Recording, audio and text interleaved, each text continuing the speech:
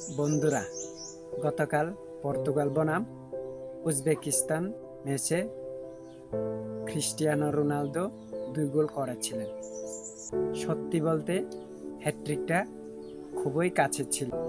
ম্যাচে আরও কয়েকটা সুযোগ পেয়েছিলেন, তবে 2 গোল করার পরেও তার ক্ষুধা, তার লড়াই করার মানসিকতা এবং গোলের জন্য চেষ্টা করে যাওয়াটা দেখার মতো ছিল।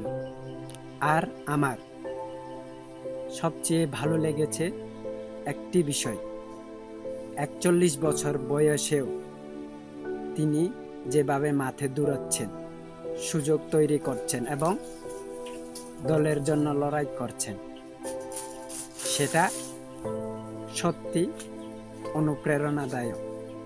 এ কারণে হয়তো এত বছর পরেও তাকে মাঠে দেখলে ভালো লাগে।